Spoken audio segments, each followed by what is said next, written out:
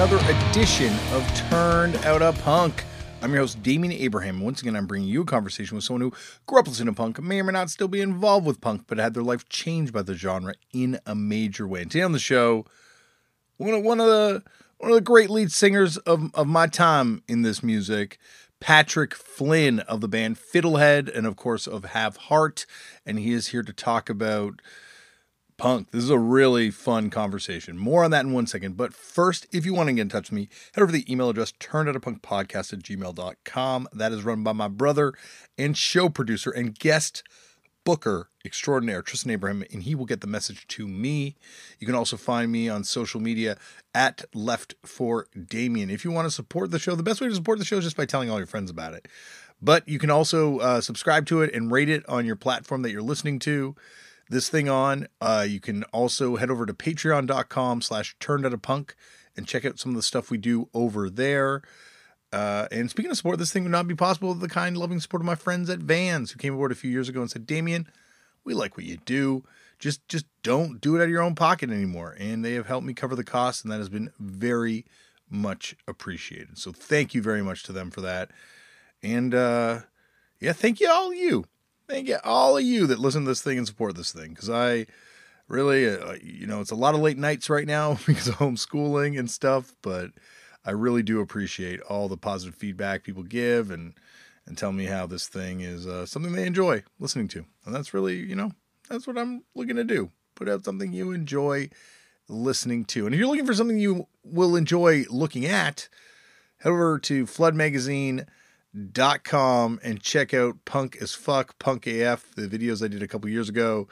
And you'll see some cool stuff. Me going around Los Angeles with a bunch of cool people, hanging out, learning about punk from them, and just having a good old time talking about punk. And Fucked Up is giving you a good old time right now if you've got 90 minutes to spare, 90 plus minutes to spare, with Year of the Dog. Going back to the beginning with that one, Year of the Horse, and you can check it out on Bandcamp, and the Fucked Up Bandcamp. And I believe that is it for that. On to today's show. Today on the show, my bud, Pat Flynn. Now, Pat is someone who I met years ago. You'll hear all about that in a second. And I've been a fan of him in Fiddlehead and Have Heart for a long, long time. But I think that he's also just this person who, I don't know, just lives it in a very real way. And he's such a great person, such a great front person in a band, and someone who, it's taken a long time for this to happen, but someone who I've wanted to talk to on this thing for a very long time. And also recently they did those reunion shows, and that's gotta be some of the largest DIY hardcore shows ever in America that have been put on. Ticketed DIY hardcore shows. I know there's like the DC stuff, obviously, with Fugazi outdoors, but those shows, you got to look at some of that footage, like incredible footage. So this is taking a long time to happen, but believe me, it is worth the wait. This is a really fun conversation with someone who, as I say, loves hardcore. We go to a lot of cool, interesting, different places. So do yourself a favor and check out all of Pat's bands, because he is, as I say, done a lot of stuff in this genre that we call punk rock and hardcore. Most recently, though, you can check out Fiddlehead's Get My Mind Right on Run for Cover Records. And other than that, sit back, relax, and enjoy Patrick Flynn on Turned Out a Punk. Pat, thank you so much for coming on the show. Yeah, thanks for having me. Well, as I was just telling you off air, this has taken forever to happen, but you're one of the people I've wanted to have on the show since the very beginning, because I've seen you perform live, and I think you're one of the sort of like greatest front people. Stop. I've watched you. There was that one night we played a show together in Germany. It was us, Verse, and yourselves. Yeah. And I watched you hold that room in the palm of your hand in a way that I swear, and I've never... I've told other people this, obviously, but I've never told you this, but it was something quite profound to watch happen. First off, I really appreciate that, as I could send it right back your way. Genuinely. But I remember that show. It was Bielefeld, Germany, was it? You know what? It's funny that you say the name of the town because that sounds exactly right. All I remember about that venue is that it was significant because Poison Idea had played there Oh, on no kidding. one of their last European tours, and there was just seemed like there was just a plethora. Every room I went into, the people from the venue would give me some sort of Pig Champion lore Huh. involving that room, like you had to sleep on the pool table there, or something involving the bathroom. Like it was like so. The venue was very significant to me, but I had no idea what town it was until you said it just now. I think it was Bielefeld. That sounds right. Yeah. And I gotta say, I remember that show uh pretty vividly because it was I think it was like one of our first European tours, and I was on like really down and out. I just like wasn't enjoying the touring experience. Mm-hmm. Mm-hmm. And the I think our record was our first LP was only like a year old or something like that. And I was like, I don't know if I want to do this. This is kind of miserable. And I remember after our set, you came up to me. It was the show was still happening, and the Germans were raving. And in the chaos of it, you said that was awesome, and it was very clear. It felt very genuine, and I was like, all right, Damian. Damian's on board. Maybe I'll give this thing another try. Oh Okay. my gosh. Well, no, I'm glad I did tell you then because yeah, it's definitely a performance that stayed with me to this day. And I think it was your guys' last show of the tour. I think you guys were Yeah. flying home right afterwards. Sweet Pete was on the road with you. And yeah, it was just one of those nights where I was just like, wow, that was on another level. So anyway, this will be Mhm. on another level tonight. And I got to start this off though the way they all start off, which is Pat. How did you get into punk? Do you remember the first time you ever came across the genre? I I do. I think so. I was born in '85, and I had an older brother. Fairly, I don't want to say it's a totally typical story, but I had an older brother, born in 1980, Mhm. and I was an army brat and moved around, and uh, like my father retired in '92, and like just for moving around a bunch, but for the first 7 years of my life, going from one neighborhood to another, my brother more so. I think because we were kind of a jilted mindset of Mhm. being the new kid, the constant new kids.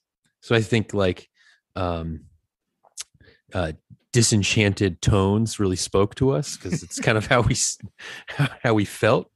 But uh, yeah, I you couldn't avoid it. When what year does Smells Like Teen Spirit come out? 91, 91. 92? Yeah. Yeah. 91. I guess it really kind of hits 92, but yeah. Yeah. So I mean, it was just completely pervasive. It was everywhere.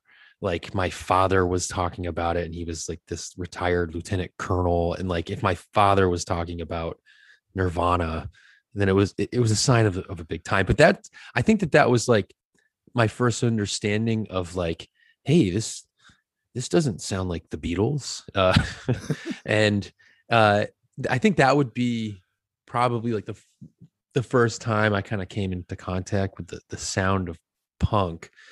But I don't think I really fully understood it because I was like what 7, 8 at the time, and I Yeah. know that I just sort of liked it. But my brother like dove in deep. I don't know how living in the town that we lived in, but like he must have been in like the seventh or eighth grade. But like by the end of eighth grade, he's already like looking into like Swans and Sonic Youth and just like kind of going deep into like the I guess the origins of like what is getting Nirvana going. Mhm. Uh and I kind of look back at it now in terms of the context, and I really have to scratch my head in terms of understanding how my brother kind of discovered that. I think he must have bought there used to be like cool rock books, like they were unofficial, very much so, but like he must have bought one and then just came across like or just seen pictures of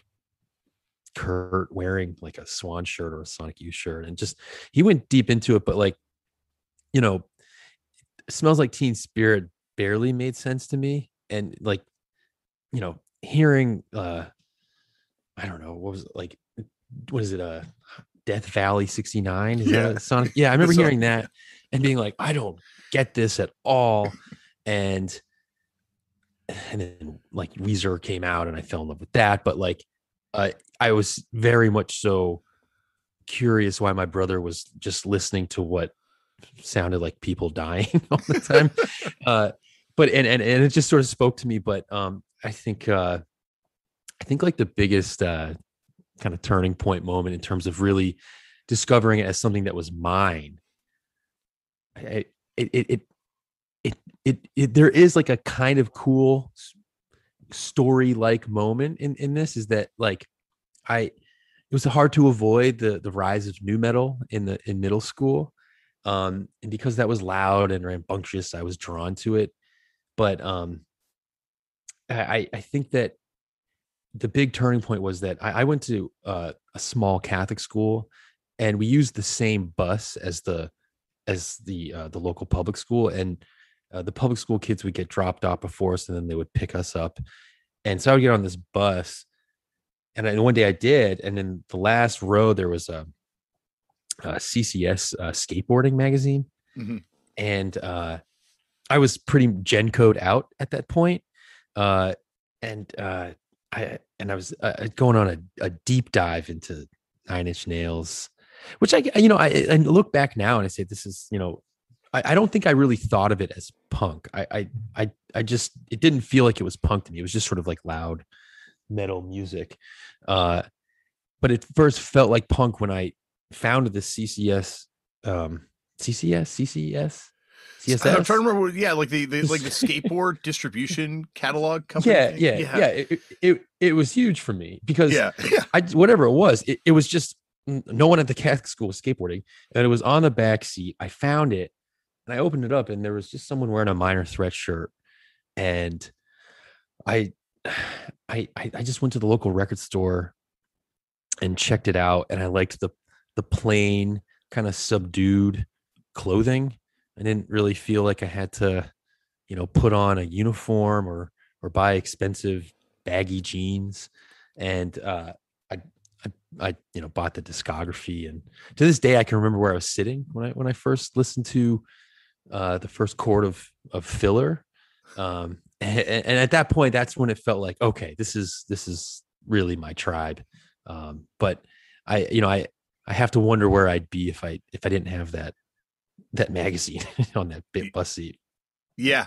Yeah. Well, it's just at that point you're just grasping at any of these. Like, information was such a valuable thing, and anytime Yeah. you could pick up any of these threads, even if it's like a catalog, like how many sessions catalogs just got demolished just looking at pictures of T-shirts, because it Mm-hmm. was just you couldn't hear it, you couldn't experience other than through these things. Yeah, I remember leaning on, like, prior to that, all that was really available was like wasn't like I would go to Blockbuster and it was like Circus magazine, Hmm. and there's like Fangoria would have some like metal stuff there, but there was really no popular magazine, like speaking to like more subcultural sounds at the time. But it's funny that like I mean CCS wasn't even really pertaining to the hardcore punk, but like that's all I had. Yeah. So Yeah. there's a really good historical argument to make that I only kind of got into this by happenstance. I don't really know if I would have found like overt punk scene at that point, because I probably would have kept going. I was getting deeper and deeper into the likes of like KMFDM and Hmm. it's, some of the music that is the soundtrack for good. It's good. I look back on it, it kind of still holds up, KMFDM, but I'm kind of glad that I went the way that I did. Yeah. A lot more costume involved to be kind of an industrial goth back then. Right, for sure. Like, uh, Nine Inch Nails though is a band that I'm like, just through doing this like show, I've kind of got a lot more respect for, in terms of like seeing how it does weirdly connect to punk. Like, not no so, not even so much through Trent Reznor, because I think he was more kind of from a new wave sort of Hmm. background, but like, some of the other guys and the guys that would wind up doing Filter and the way they connect to Yeah. Outface and Integrity, like there is sort of that direct connection to it. And at that time where if you're Wait, looking for, go on. did Richard Patrick have like a Clevo connection? Yeah, like their studio was based in Cleveland, and I guess like Trent Reznor was there for a while, and Dwight talks about it on his episode. They used to go and pick up weed from the dude from Filter. No And shit. then I think some of the guys from Outface, which is, you know, the I guess Sepultura band now, they also wind up doing Filter. I think one of the members, maybe two of the dudes at a certain point. So yeah, there's like this like weird through Clevo, like Nine Inch Nails, you know, hardcore connection. So there it is. Okay, now I know. That's my whole life, is just finding a way to like scratch that like surface layer away, and like on Antiques Roadshow reveal that sort of punk, watermark down there or something. I'm slightly more popularly known, but isn't the singer of Filter related to T1000? I didn't know that. See, you're blowing my mind with that. What, really? Yeah, the actor. They're brothers. Wow. Yeah. So there's now like an Arnold Schwarzenegger 6 Degrees situation from Dwid. Get Dwid on the horn, man. You gotta see if he's hung out with Arnold at this point. Yeah, that would be amazing. Did you see all the photos of Tony from Municipal Waste hanging out with John Travolta? I did not. Wow, that's an achievement. Yeah, I've texted him about it. He's never given me the whole story, but I kind of want to leave it as a mystery. But he was chilling with John Travolta on his yacht. Damn. I know. Good for him. I know, it's very weird. Anyway, back to the journey. So where were you guys getting music from? Like, I guess by 92, you said your father had retired, so I guess you had settled down a little bit. Was there like a record store that your brother was getting sort of, you know, Swans and early Sonic Youth stuff from? Yeah, it would have been so we had a Strawberries. I think it was regional to New England. It was a bit of a chain. You'd get tickets for concerts and stuff like that there as well, but they didn't have a used section. So where most people I'm coming out of the New Bedford hardcore punk scene. I grew up in this small town after my father retired, in a small town called Acushnet, which is small enough to just say I'm from the New Bedford area. Okay. But you would that was where the shows I was going to. But before I was even going to shows, if you wanted to kind of the seedier stuff, you could make the trip up to Boston to go to Newbury Comics. Because I think at that point, Newbury Comics there's one on Newbury Street, and then there's one in Harvard Square, and that's kind of it. And they kind of start branching out a little bit more to the 90s and the early 2000s, but that was where you could get the good stuff. But that was, you know, Boston was for, you know, a young person like myself. It was, you know, it was a bit of a hike, and the Big Dig wasn't finished yet. Very boring local traffic city planning info, but I'm obsessed with that Big Dig. Like, I was there when it was, I guess, in the midst of it in 99, but my gosh, like watching that and then seeing how that changed the city, it's like, that's why you got to do civic investment, because it pays off eventually. Yeah, sort of. I mean, the traffic is just getting shittier and shittier every year. Somehow it feels like it got worse in the pandemic. I don't know how that's possible. Yeah. Anyway, there was this, the folks in the New Bedford region will know what I'm talking about when I refer to words and music. It was, you know, a local record store. And it was like the place where all of the people aging out of the local hardcore scene would go and just like dump off their CDs. And there was a giant used section. This is in Fairhaven, Massachusetts. And that would be where my brother was probably going to get, you know, just like seedier stuff that something like Strawberries or I don't know, Virgin Records might not take. And I recall years later, I remember going there, and like you would just it was so cool. There was just so many people around that town, and because it was like, you know, the like it wasn't like a hardcore record shop. It was definitely like a local music shop, but because it was like the place where the local hardcore punk kids would go, I would have an occurrence where like like I'm a young looking kid, and then some like older guy over my shoulder would like lean over and point to the like Ignite record that I'm about to buy and go, "Hey, that record sucks. Buy this." Like I feel like it's something that was just like would never happen in the contemporary day. But it was a cool place, but I'm almost certain that that's where my brother was going to get the good stuff, I guess you could say. New Bedford had like a completely separate scene, and well, not separate scene obviously, but like had its like own independent kind of large scene in the '90s, right? Like New Bedford Fest, and like I remember it being kind of like one of the spots on the map. Oh, totally. So I don't really start. I don't go to my first local real hardcore show until the summer of 1999. I don't. And that's it's only then that I discover like hardcore shows and Mhm. like the real hardcore scene. I'm really finding Minor Threat and looking at them as like a punk band, Yeah. which is kind of an interesting.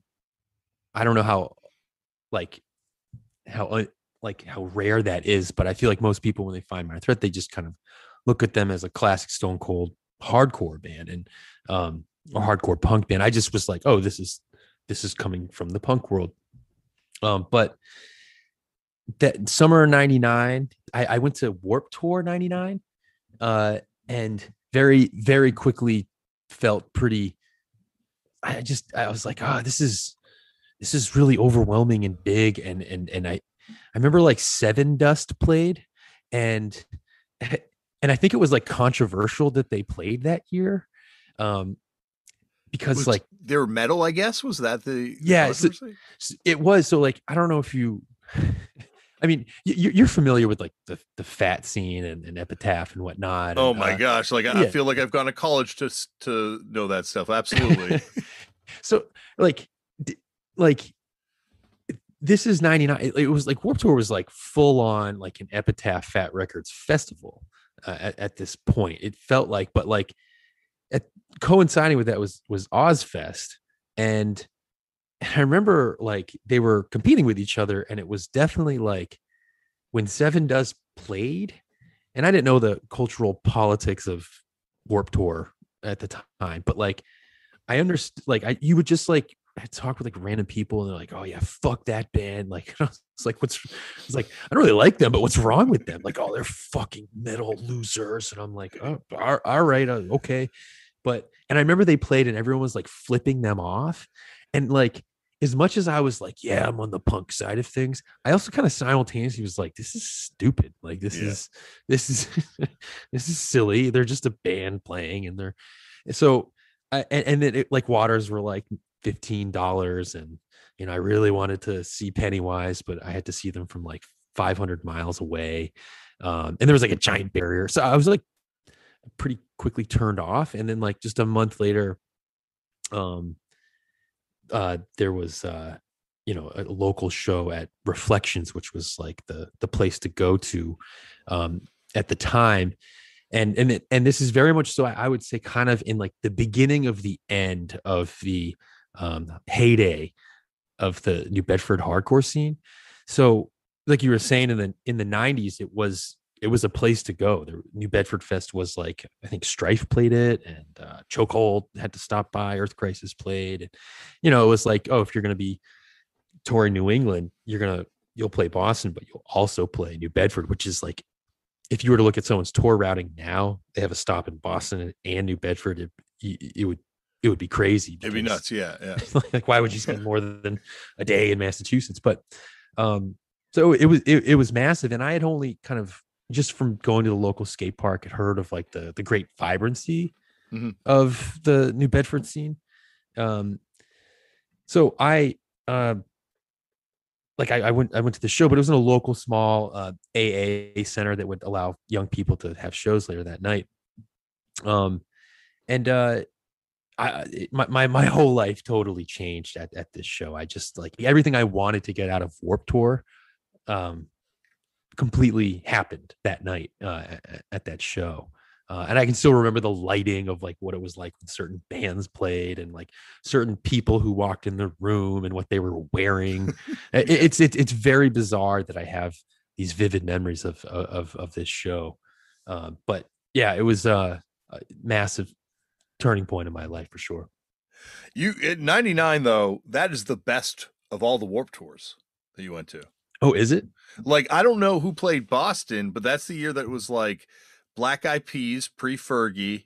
Oh yeah, It was Kid Rock played. Eminem was on the Toronto dates too, I think. Okay, yeah, Eminem.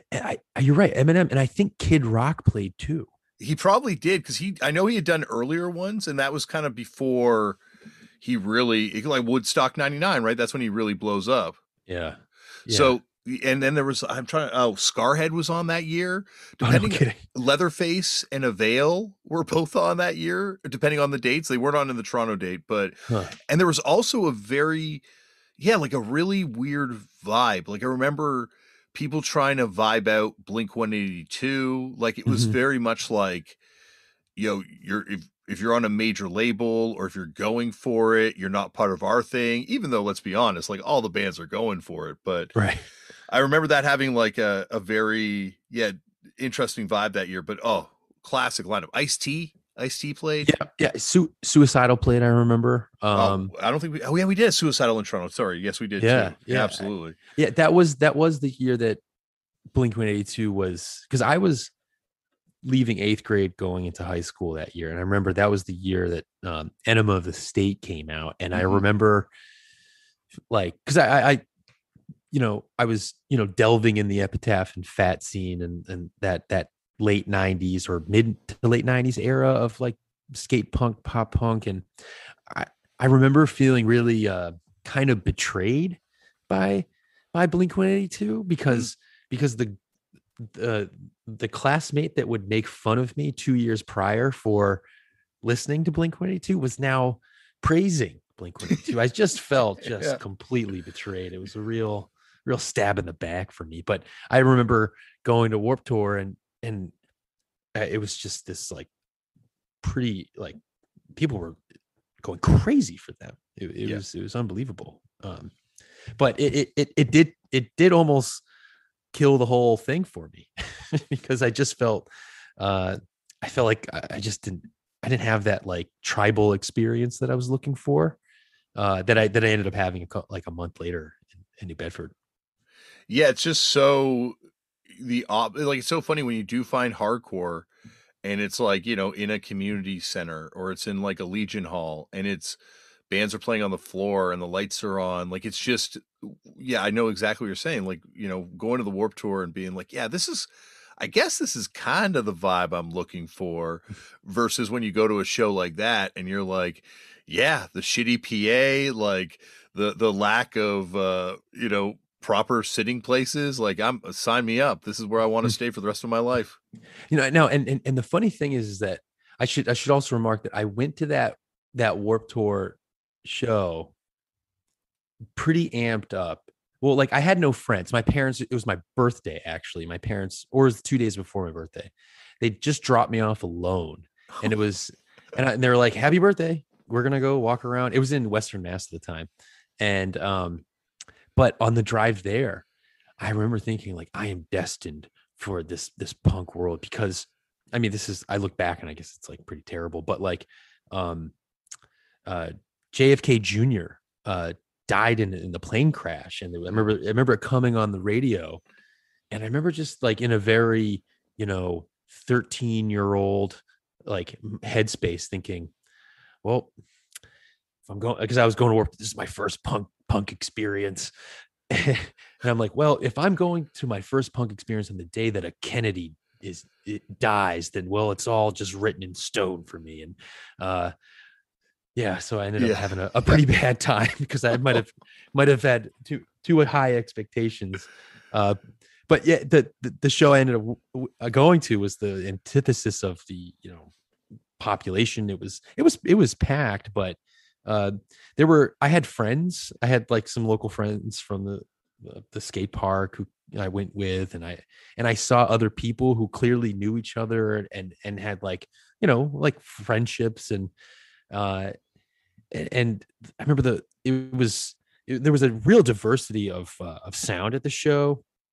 The first band was this band called Beyond Authority, and they had like a pretty straightforward kind of 80s punk sound. And then the band after them sounded like Sam I Am. They were called Before I Break. And the band that Gray Area Oh yeah, headlined. yeah, yeah. And that was a big deal. And I didn't know why at the time, but they were like, oh, members of, because they were fairly new at the time. And everyone's like, oh, it's members of Warzone. It's going to be amazing. And I didn't know who Warzone was at the time. So I was like, oh, this must be a big deal. But before them was the local band All Chrome. And they were the local heroes. And they had like a green light on when they played. And like everybody knew the words. And I was like, who the fuck is All Chrome? Like, they're not on Fat Records. Like, why do people care about this? And I was like, I think I'm missing something here. And it was really just I think what I was so what struck me was just like local community care, like supporting itself with no real giant limelight involved. And that was super appealing to me because I don't know, it seemed attainable and it seemed like something that I could be involved in a meaningful way. Yeah. It's funny because I never really thought about this, but like you do, when you look at the Warped Tour, it's almost like a complete inversion and ultimately perversion of like a hardcore fest. Like the fact that you've got this sort of like all day event that's just about selling you, I guess, punk and culture and $15 waters and all this kind of stuff versus a fest, which is like all day of people just like trying, like ultimately, selling stuff, but at the same time also just being so against that and just so completely just out of step with that approach to music. Yeah. I remember I asked, there was one of the bands was they had demos and I was like, how much is this? And they were like, what do you mean how much? It's free. I was like, free? Yeah. So and I was like, wow, this is like a real commune of a place. So yeah. Was your brother kind of already out of this stuff, or has he kind of moved on to different things by this point? It's a good question. So he, I guess like maybe he's kind of reflective of like your typical like kind of college indie rock scene that I like kind of sort of at the time looked to that like the punk and hardcore scene is kind of like, I don't know, passe sort of. That was like my general vibe. And I remember older guys in the scene as I became more acculturated and more involved, just being like, I think that these people would be friends with my brother because they were like rolling their eyes at like the concept of moshing. And so my brother like never really, I think he didn't really, he went in more towards like kind of the art house like take on punk. And so like, but I guess at this point he just kind of kept doing his own thing. And it was only until like years later where he was like, hey, you really got into this punk hardcore stuff. That's really cool. And I was like, well, yeah, I guess so. It's yeah, it's also wild to think of like who else would have been at that Warped Tour with you in 99, because like 7 Seconds played, so I'm sure like oh yeah a lot of like hardcore kids would have also been there too. Like it would have been, I don't know, it's wild to think of like where everyone would be a few years later. But you're also pretty young to be going to those shows at that point too. I was 8th grade. Yeah. It was fairly young. It's a good experience. Yeah. Was like, what band brought you to the Warped Tour that day? Like, what were the ones that you were like really hoping to see? Oh man, so I was definitely at a crossroads because I had that I had this like I just liked the melodic sound of the Fat and Epitaph bands. And but there was like I think in knowing like I remember seeing like someone in No Effects, it was Fat Mike, like someone was wearing like a Crash shirt.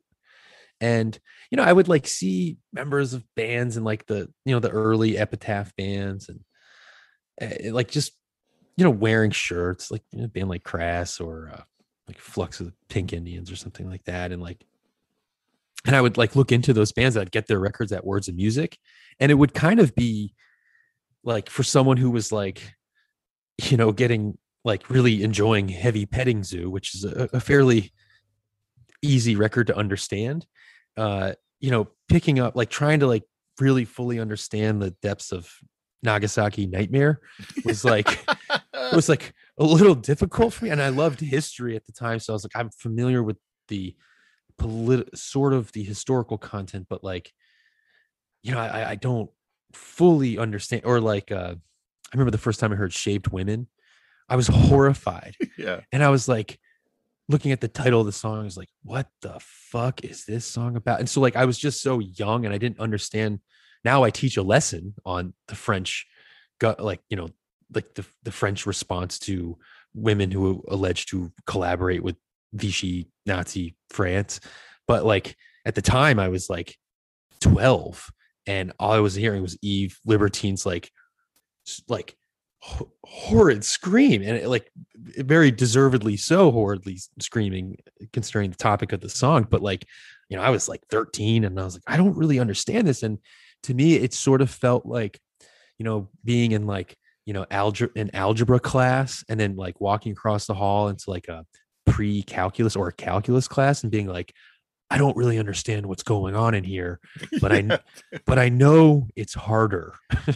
So like, and I also was like, I know that it's kind of possibly more respected than, a song about whatever the opening song on, I don't know why I keep coming back to heavy petting zoo, but it's like, it was like it was like a kind of a sort of mean spirited song towards the homeless.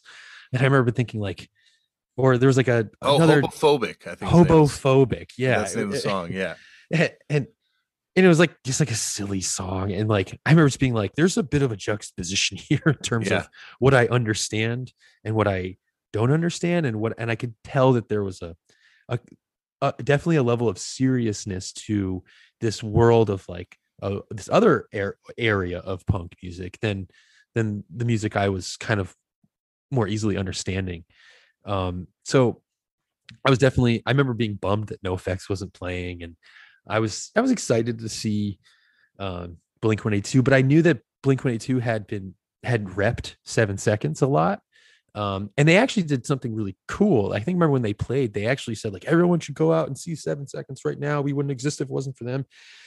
And they played like on the other stage, and I went right over and saw 7 Seconds for the first time, and I heard Young Till I Die for the first time, and I would be like, oh, this is totally cool. And then, like within weeks I bought Old School and, Walk Together, Rock Together. So, but like, I was there really to kind of see the, the more melodic Fat and, Epitaph bands. I remember like Less Than Jake played, and I was like, yeah, right on. I'm down with this band. Like, I could get with this. And yeah. And I think Suicide Machines played, but I in the back of my head, I just kind of knew that there was a level of seriousness out there. And I was just, maybe it has something to do with my brother's my brother's very intimidating likeness for, like Sonic Youth and Swans, and his kind of like subliminal scoffing at like me listening or putting in like a Lagwagon CD while he's driving me to school or something like that. He was never mean spirited about it, but I remember like he definitely was mean when I was listening to like, the likes of like Korn and Limp Bizkit. And I kind of thank him for being mean about that. But when like he would throw subtle digs at me if I was like listening to like Epitaph bands. But that was kind of haunting me while I was there, because I knew that there was a level of greater seriousness in another area of this world. Yeah, so I don't think I really appreciated it till, doing this thing, the effects that older brothers have psychologically or older siblings have psychologically on their younger siblings because of their scoffing at musical tastes. And like Steve McDonald from Red Cross, when he was on, he talks about how he still needs to take a shit out of fear every time he goes into a record store because of his brother browbeating him when he was a little kid over what he was buying.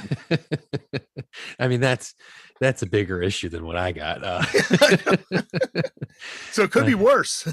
Oh, totally. And I would be remiss if I didn't reference my sister in all of this. My love for indie rock and that genre of music really does stem from her. She went on like a school trip to Paris one summer, and I think it was the summer that like If You're Feeling Sinister had just come out, and it was like, I remember her telling me it was like posters of that were plastered all over Paris, and she came back completely transformed and just so in on like stuff that like no normal eighth grader should have knowledge of. Like she just came back like, just casually, singing the praises of Yo La Tengo's Painful. Yeah. And I remember she like totally hated what I was into. In fact, one of the first Have Heart songs I ever wrote was like kind of like in this kind of fuck you like attitude towards my sister, kind of making me feel stupid for liking hardcore so much. But she, I couldn't deny the greatness of Yo La Tengo and Belle and Sebastian. And I would, when no one was looking, I would, put away my more raucous sounding music and then, throw on like Pavement or Arches of Loaf. But she definitely plays a role in the evolution of my punk music life. And it's only now when you're like removed from it, you see how close all these things were. Like the dudes from Pavement at the Gilman watching Operation Ivy play, like but yeah, like at the time, these walls are so high between these genres. Oh, totally. Absolutely. Yeah. I mean, like my sister was like revolted at like the concept of me listening to Rancid. It would just be, she's like, this isn't fucking music. And it's so interesting to think that the bands that she's praising are basically like checking out the bands that I'm praising too. Yeah, absolutely. No, but I guess it's almost like a facet of the fact that people were buying music back then. So you had this sort of like, I guess like attachment to it, like almost like religious fervor for these like these lines between these things that you're like, no, I'm in this camp and there's no fucking way I could be in that other camp right now. Like it just, like it very much seems like something that's not as important now to young people. Oh, dude. And I actually have a working theory. I might have to digress from the story here. Oh, totally. But I really do. This is, and I talk about this with friends, but these walls, I'm not blowing smoke here, but I really do think that Fucked Up served as a bulldozer, like just destroying those walls of genre and codes. And I'm eternally grateful for it, because I never really liked it, because I came from this kind of musically diverse family. I should also say my brother was obsessed with the likes of like, Wu-Tang and Nas and just like the early great hip hop, 90s hip hop artists. But and so I never really liked the codified tribalistic nature of like the whole punk universe. It just didn't seem to really make a whole lot of sense to me. I just kind of liked everything. I didn't like having to hide it, but I really just think in my time from 99 to now, I think I would love to just sort of really do a careful analysis of like how we're at a point where, like you just described, where like I can be in a band like Fiddlehead and people would, be like, oh yeah, we'll go check that out. Just consider it, regular part of the punk and hardcore universe. And I think that the fingerprint on that evolution is the Fucked Up fingerprint. It was just the total demolition of those walls. And I sing my praises to you. Well, I'm very flattered. Thank you very much for saying that. I feel like it was almost like we were just part of that era where like it felt like just before that, if you had a person singing on a hardcore record, it was like, what? Like Oh like yeah. it put in a whole new category. Like, no, that's like something else. Like that, like it was just, versus like, a few years later where you could have, you could bring in all these other influences. It felt like things were very rigidly defined at like towards the late 90s into the early 2000s. Totally. I wonder. I mean, the internet just is definitely the big underlying causal factor there. But yeah.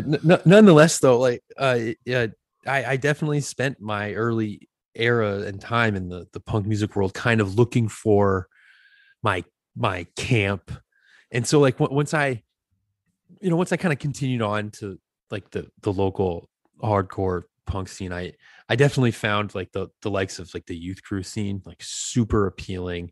Is I think a lot of like 14 or 15-year-old straight edge kids might find it appealing. Mm-hmm.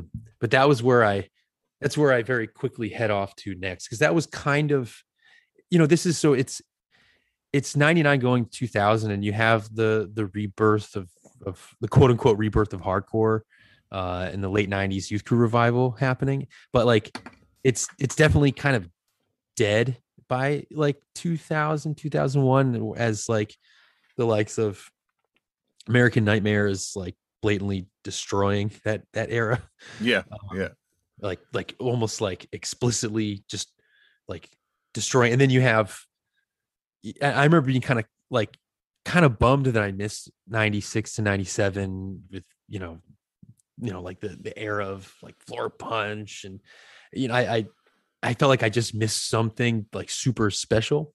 Especially in being in the Boston scene, where that was like just heavy and constantly in your face, and all those bands were more or less broken up. I, I missed the last 10-yard fight show because didn't really fully know it by that point. So that's like only a couple months after my first show.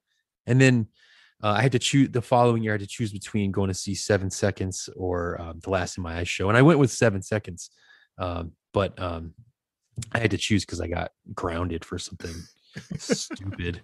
But whatever it was, like I was definitely after like this, like this youth crew era, or the youth crew revival era, and I was totally romanticizing like stories of it. And I had this probably overblown impression as to what that was actually like, because when you look at the videos, there's actually not that many people at a lot of those shows, but in my mind there was like a million. Yeah, like it photographed really well that era, and like there's certain shows that I guess were wild when you, but like it was also so short when you think back on it now. But I remember at the time it felt like all consuming. But then by 2000, it was like you're saying, it was over. And then American Nightmare, I never really thought of it, but like their like initial kind of push was almost like they were like the anti youth crew band. Like it was like neggy hardcore as opposed to posy hardcore. Yeah, and that was like a popular slogan at the time, like Yeah. negative hardcore. But the funny thing is that um what's Tim Coster was like, I remember people kind of making a big deal out of American Nightmare because they were like, well, it's got a member of 10-yard fight in it. And so it was like, but the artwork just more or less kind of had like a blatant fuck you to the idea of like just redoing like, hardcore pride. And um but yeah, that really kind of, I remember experiencing that era of like this, the kind of the I don't want to say overblown, but it seemed like pretty dramatic. Wes's lyrics, I wasn't looking for like what he was writing at the time. I blatantly was looking for something like whatever Ray Kappa was singing about in Better Than 1,000. I was looking for like really super positive, like, like have some self-worth type of talk. And I remember getting the AN record and being like, I don't know if I'm all that bummed out about my ex-girlfriend. Like, that was a little bit of letdown. And I tried to, like, I guess, revive the youth crew revival in my own way with like some of like the first bands I was trying to do. Which kind of sort of failed, but uh, I remember having an overly romanticized understanding of what the youth crew revival was. And I meant to ask you, like, you have a follow through varsity jacket, right? I did. Oh, you did. I did. I like when I sold out, I gave it to DFJ as sort of a penance. He had given me, tons of records over the years, like, like all sorts of wild, Mind Eraser stuff and other bands he was in, like Test Press and all this sort of thing. And when I broke Straight Edge, he hit me up and he's like, "Yo, would you sell me that jacket?" And I felt like I couldn't sell it. And I had also taxed a friend of mine when he broke Straight Edge and took his X-Watch. So I felt like I had to pay a penance of some sort. Yeah. And I felt DFJ should have that jacket as my penance. Okay, so he has it now. I remember reading an interview with Craig Mack and I've always been meaning to ask you, like, the way he described it was like, he's like, "Oh yeah, the singer a fucked up messaged me," or like, I don't remember what it was, but it seemed it seemed like there wasn't like a clear communication between the two of you. No. And I was just like, was it like an impersonal exchange? Yeah, it was. My wife bought it off him on eBay. Oh, okay. He put up his jacket on eBay, and I follow through as a band. Like I have a ridiculous follow through collection. Like that's insane. That is for someone who absolutely worshipped the youth crew revival scene. Even I think follow through sucks, and I think Craig Mack is one of the best dudes that I've encountered in my time in hardcore, and I just they didn't have the hits, but no, I respect your appreciation. I think that's why. Like it was almost like a band that was kind of like impossible to like in a lot of ways. And because of that, I loved them.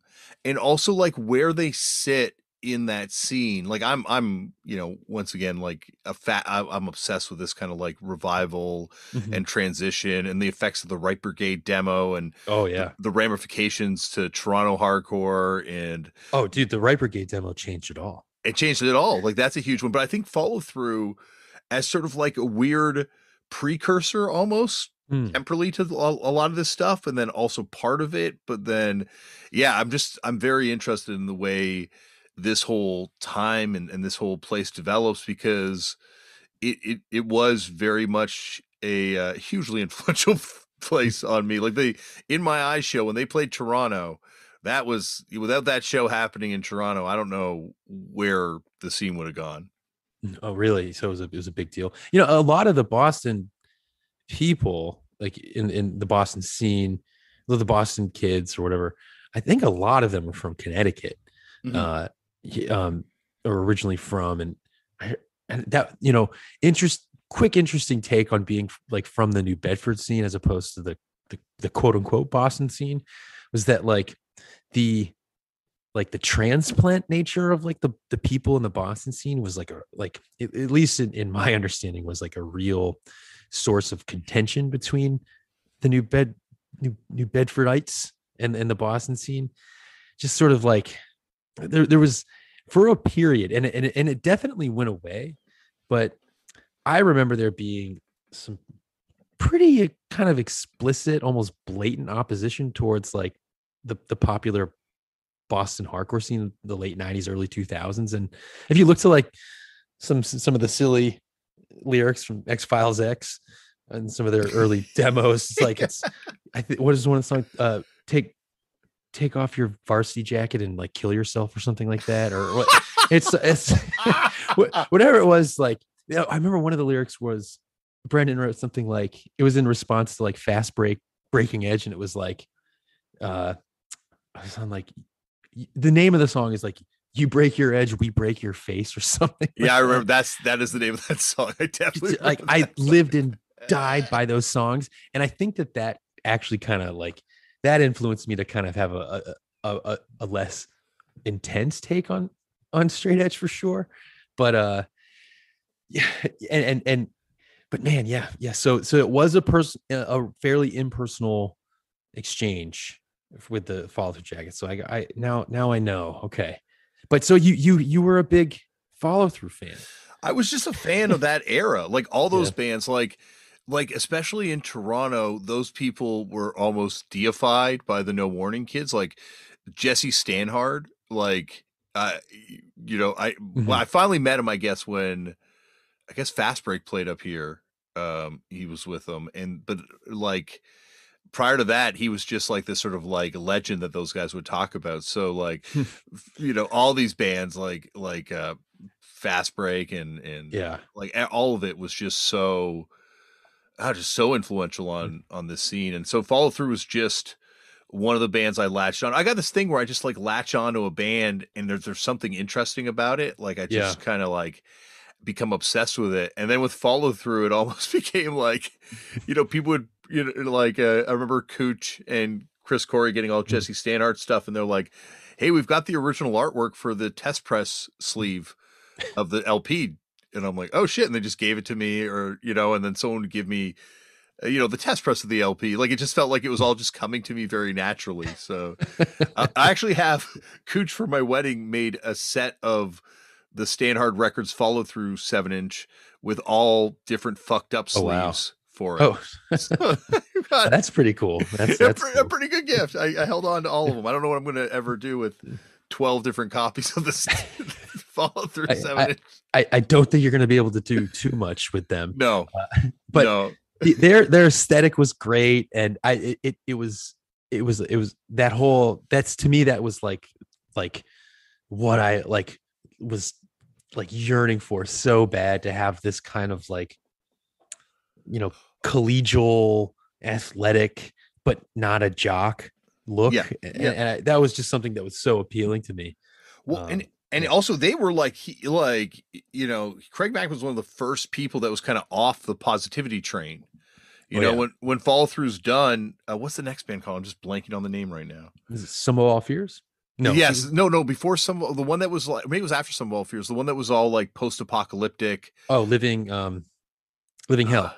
no, Is that before it? Living Hell, like the one where Before. he had that the world was going to end on I forget what day of the year, and it was like total. They were like the original Integ worship band, and they were like doing kind of like integrity inspired hardcore. I can't remember what they were called, Well, but the there was Dead Wrong from Connecticut. it was very short lived. Fear Tomorrow. Oh yeah, of course. Yeah, okay. Here tomorrow. Yeah, yeah, yeah.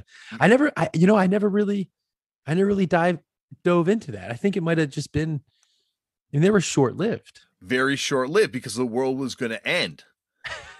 The whole Fair enough. thing was Planning ahead. the world was supposed to end that next year, and I was rooting for the Swarm, and they played with the Swarm at that show, and I was super into that band, very very Hmm. much. But Born in Blood, that is a classic 7-inch. I'm gonna have to listen to that later on. But the world did not end, so we can continue on. They did a split with Integrity too, Integrity 2000. They did. Yeah. Huh. And I had They- no idea this, but Follow Through also put out a record on TPOS Records, which was Malcolm Tent, um, his record store up in Trash American Style. okay. Yeah. And they put out like Gigi Allen records and Sonic Youth records and all sorts of weird stuff, Wow. but also Follow Through. I'm so glad that this podcast has a special 10-15 minute discussion on follow through. That's what this podcast is all about. Like this is what I live and I breathe for. It's just I feel like every episode is just a chance for me to study something that I by no right should be studying. Respect. Yeah. So where did you kind of go, once from this new bed, that first show, that all chrome gray area show, like what were some of the next moves you made into getting into the scene? Yeah, I just I actually kind of quickly started booking shows. There was this guy named Ed, who was I don't know what happened to him. Ed is gone. I don't know what he was. Big Ed is what they called him. Anyway, I remember, what's interesting? I got that there was that video. It was a Victory Records video release. Do you know what I'm talking about? Yeah, and it had like the integrity video with like smart bomb footage on it, and like Hi-Fi and the Roadburners were maybe on it too. Is it one of those ones? It's like one of those cheapo, well, not cheap. They were like 20 some odd dollars, I think, up here, but like video compilation type thing. Well, it wasn't. It was a interesting documentary, and I think Victory put it out, or it. I mean, like, it was a wide range. That band Squirt Gun. Okay, yeah, they were in it. Whoa, weird. What is this? Like early Blink-182 was in it. Hatebreed's in it. Battery, Sick of It All is in it. And it's who else is it? Like just you name it. Like I think Dead Guy is in it. Yuppie Side. It's just this wild concoction of like I think like 97, 98, and there's this one segment where this girl reviews how to book a show and like what to do. And I like between Ed telling me to like who to call at Reflections, the venue we're in New Bedford, and watching this, I was like, oh, that's what I do. And so I kind of very quickly, I guess I got to know people, which is a shame that you don't really see too many flyers anymore. But like, I just got to know people from being like the kid who was, passing out flyers and booking shows. And I remember, I booked this band called Victim 21 and a Poor Excuse. I don't know if you remember them. Mike McCarthy from Boston was. Yeah, that dude was a wrestler too. Right? Yeah, from Poor Excuse. Yeah, and they did the split with Right Brigade. Yeah, of course. Yeah, but he was super cool. I was like 14 or something like that, and I went to this show that they played in Providence, and literally zero. Like I think it was like me that showed up, and I asked him, like, "Hey, would you be willing to play a show that I want to book?" And he was like, "Yeah, I don't think we're really going to bring a whole lot of people," but I was like, we'll do it. And so I booked them, and I just started booking a lot of shows. And then I started my my first band with just like some friends from high school. We were it was after not necessarily after a 7 seconds song, but a line, whatever the song where Kevin's like, actions being taken because of this, you fucked with us and now we're really pissed, or something like that. Do you know what I'm talking about? Yeah, but that sounds vaguely familiar. Whatever song that is, I was like, actions being taken, the action taken. And so that was the first band I started. That was kind of like my first real getting my feet wet into actually playing music. And I think from that point, I don't think since then, well, since really the pandemic, like a month has gone by where I haven't played a show. I've played a show at least once a month since I was about 14 or 15, which is, I don't really think about too often, but kind of interesting to think about. Wow, that's wild. But yeah, so that was like, I think if you were to listen to it now, which it's fairly available. Well, I joined that band and then I immediately quit, and then I joined up again, and it was a problem because my best friend Ryan. Well, so I quit and I joined this band called Dangerfield. Okay. Which was the first piece of recorded music that I ever did.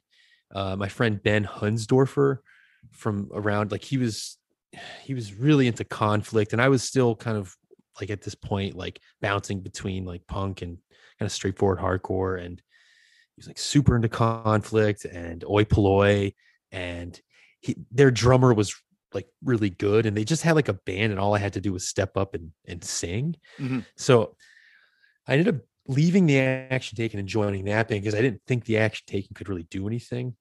But that band ended up kind of just sort of faltering a little bit. And I started to kind of like the more Youth Crew stuff. And I think Ben was looking for me to write more like kind of like political oriented lyrics. And I was more smitten by, a song like Betray. Yeah. And I was like, yeah, it's what I can kind of relate to, sadly, at this age of 15. Yeah. Just my friends being dicks, and like Hold Your Ground was like super appealing to me. But anyway, I just so I left Dangerfield and I went back to Action Taken because my best friend Ryan I had introduced him to all the guys in the action taken, and he literally didn't know any of them. And I told him that I was going to be at the practice that I would introduce him at.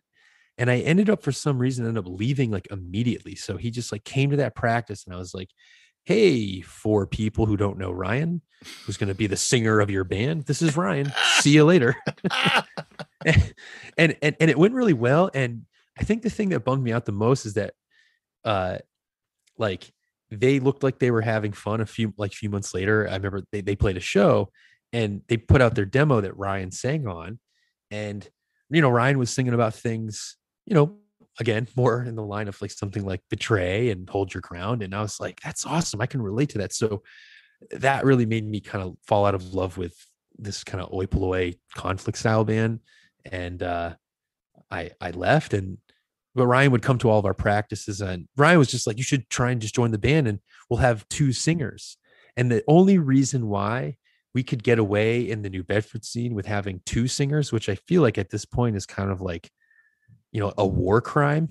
But like, it was because there was a local band of kind of like older veterans, like members of Intent to Injure. They had this band called Civil Defense, where they had 2 singers, and their shows were like few and far between, but when they play, it was always like a big fucking deal in New Bedford. And like older guys who were like, in the Trust and Down But Not Out would come out, and it was always like a big deal when Civil Defense would play, at least as I remember it. But they had 2 singers, and so that kind of gave us the green light to be a band with 2 singers. So that got the action taken going for about 2 years or so, I'd say. You were doing that band. There was like a hot period where it was okay to have 2 singers. I know what you're saying, like, unless Crass was always like a thing where it was like you'd have like the and then like yeah. That was acceptable. Yeah, there was that band Blind Society. Yeah, Blind Society had 2 singers. There's like the pre-Atari band, I think, had 2 really. I think I've got some 7-inch.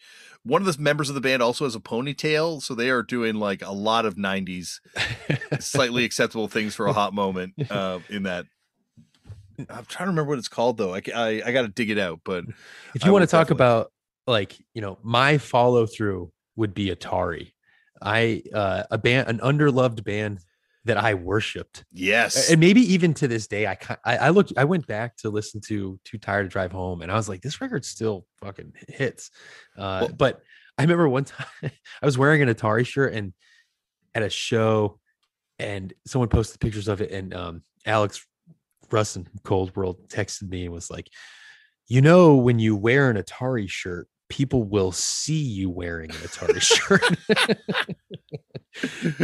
And but they were a huge influence on the for me on the action taken. We actually covered Atari in like 2001, only like a couple years after they broke up, I think.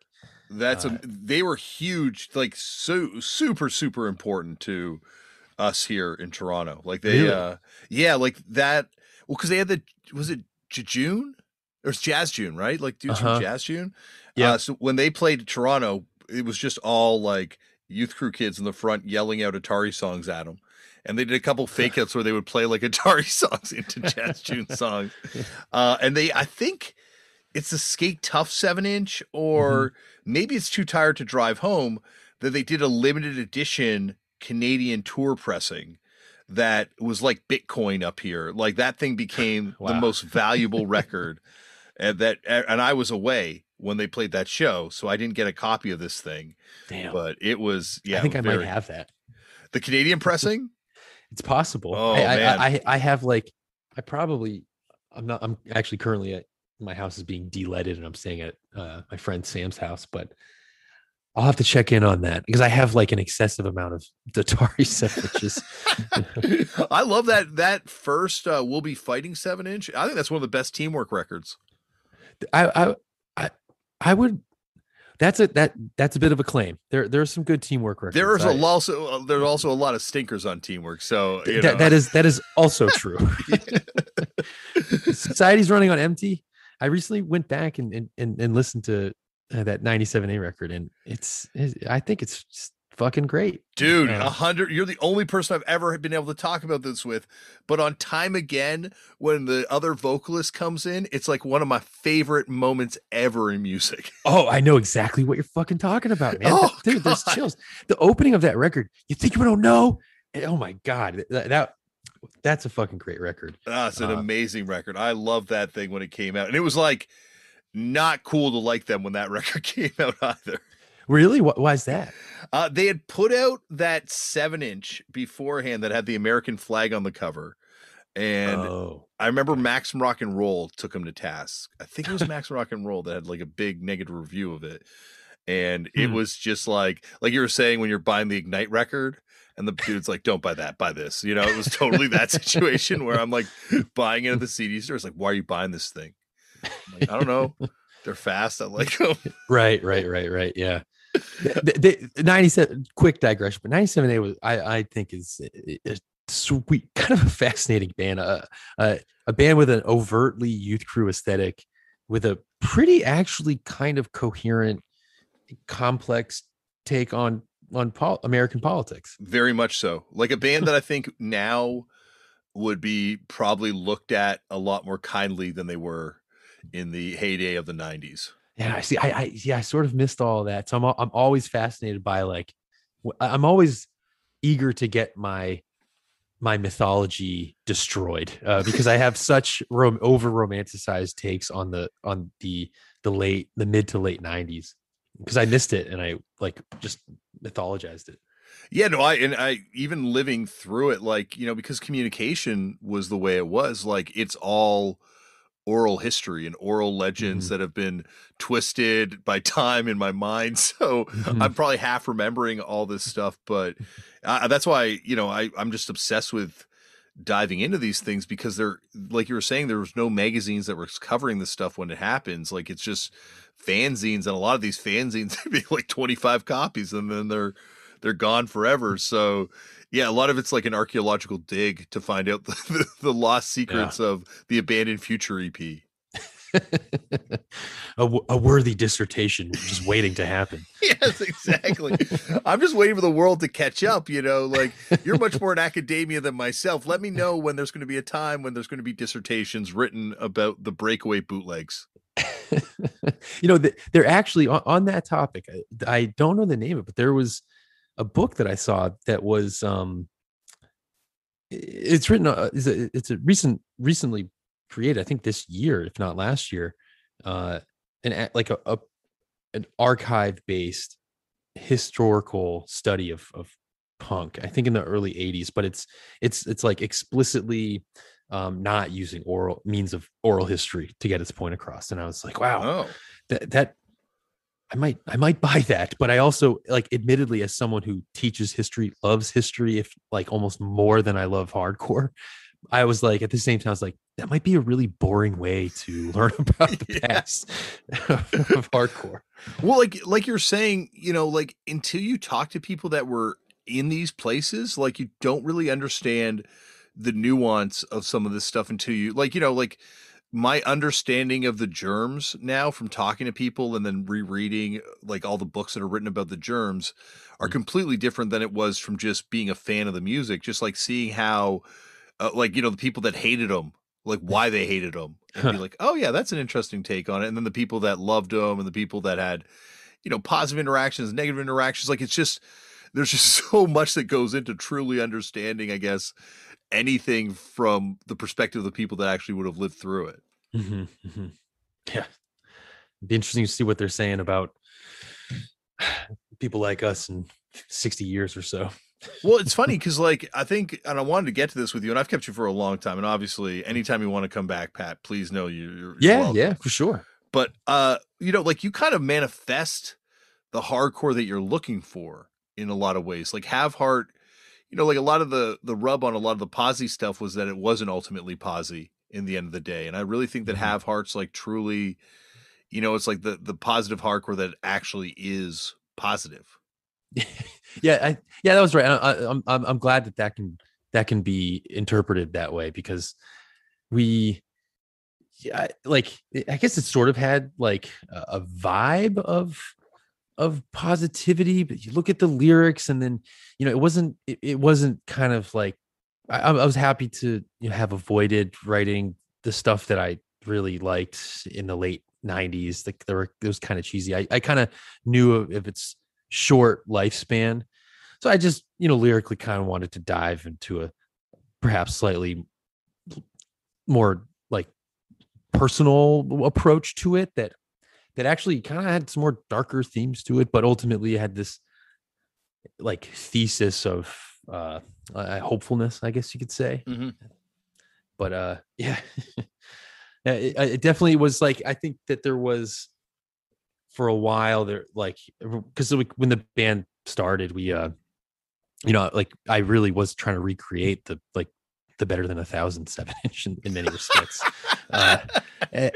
And it just went wildly off the rails. But a lot of that has to do with other members joining and stuff like that. But I do remember though, when we wrote our first record, we had betrayed the Connecticut youth crew scene, which we can link it back to Follow Through and just the interesting culture of the history of Connecticut youth crew. But like that's where when Havard really first got going, we found our first home in Connecticut because there was still this this through line from YOT to Wide Awake and Upfront and what is it? Was it Ware from Connecticut? I think so. Yeah, Ware's from Connecticut. Yeah. Yeah. All these like I think they also did something on Trash American Style too. So everyone make note. Yeah, exactly. But like, and then so you have it, kind of popping up in the late 90s, and there were like that vibe was still there. So like we had like a home. There was like, I think in reality there was like 20 people who liked us in Connecticut, maybe 10 to be perfectly honest, but they liked us for like our demo sound, which was pretty straightforward youth crew, kind of obviously traditionally positive stuff. And then when we kind of started changing our sound, changing the kind of the lyrical orientation a little bit, I remember getting some like real deal hate, being like, so I remember someone be like, you lost the plot. It's like, oh man, what are we going to do without these 10 people from Connecticut? Luckily there were more people from Connecticut that cared, but I really do appreciate you having me on. It's great to talk, just to nerd out on some obscure Connecticut history. No, it's also, I just think, like you're saying there, it's amazing when you can kind of build your own reality with the punk that you're making. Like, like the whole thing about searching for your type of punk and then ultimately being able to kind of like build what you were looking for. Oh yeah, totally. And as I was saying, like that's definitely the consequence of the result of figures like not really sticking to codes and traditions. But yeah, like I'm happy to just kind of have really generated the thing that I enjoyed at the time, and may not have approved certain elder statesmen, but ultimately I was always pretty satisfied, and I've always kind of continued to try and do that. It's paid off to just do what I think feels right. Also, you brought up Intent to Injure, and I can't let that go. That's like one of the most underrated bands of all time. That first Keep Us Strong 7-inch. Oh, dude, godly. Yeah, man. First off, calling a record Keep Us Strong is pretty fucking hard. I've always like thought about, should I start a band and just call it Keep Us Strong? But yeah, that's kind of cool. That's a really cool name for a band. It's hard. I don't know. If I do one more band, it will be called Keep Us Strong.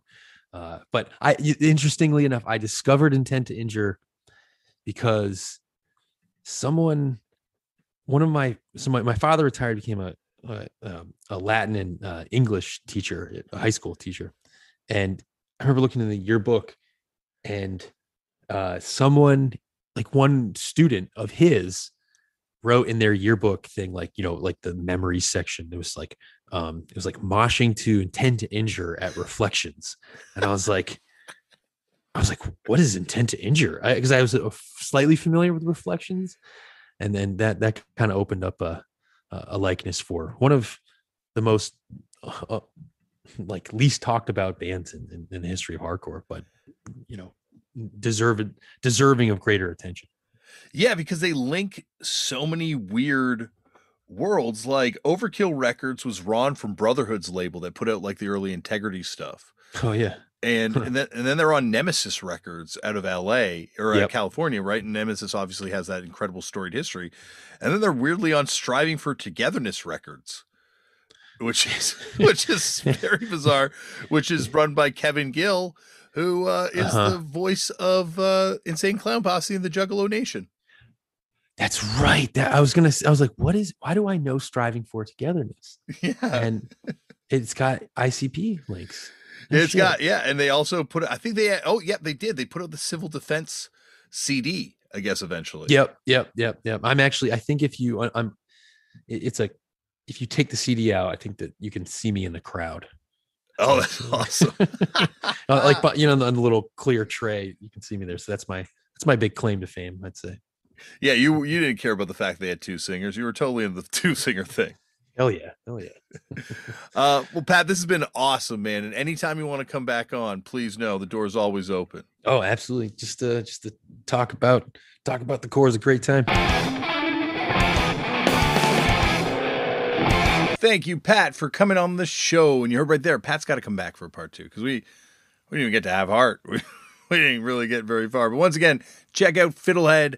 And definitely check out Have Heart if you've not checked out Have Heart before. And check out some of that footage from that reunion show. It is ridiculous. And some incredible photos, too, from that thing. And anyway, coming up later on this week on the show, another beloved person. I was going to say probably one of the most universally beloved people from the greater Southern Ontario punk rock scene.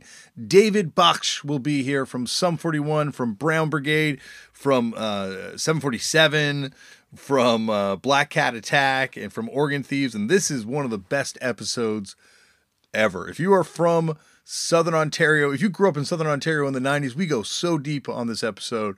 But don't worry if you're not from Southern Ontario in the early 90s. Dave has got some incredible stories. One of the funniest guys. This is a really fun episode. Can't wait for you to hear it. Remember, as always, Black Lives Matter. The lives of Indigenous people matter. We need to protect trans kids, and we need to help trans people protect themselves. And we just need to stand up to fascism wherever it's happening, all over the world. Look at things that are going on in this world. Get informed. Look at causes. Show up at protests if you can. Donate money to organizations you believe in if you can. Just look at what's going on, and if something looks shitty, it probably is really fucking shitty, and I think everyone can kind of look at what's happening in this world and see, I really do think if you look and you honestly ask yourself hard questions, you can see what's right and wrong in this world right now. Anyway. Also sign your organ donor cards, because by the time they come looking for the organs, you don't need them. You're just like, I don't need this shit anymore. Just get it out of me, and it can help someone else. Go out there and make your own culture, do something creative. It can just, it can help your mental health, while you're still alive. This is a good way to help, and you don't have to share with anyone. Just do it for yourself, Start a podcast. This is the easiest thing in the world to do. Just do it. Just do something. Being of doing something, meditate. Maybe it works for you. Maybe it doesn't. Who knows? I'm not pushing it on you. Work for me, but or work-ish for me if I can remember to do it. But maybe it'll work for you. And I think that's it. Stay safe. Get your vaccine. Wear a mask. If still. This thing's still spreading. I know people are still getting this shit. So stay safe, and I will see you on the next episode. I love you. Thanks for listening.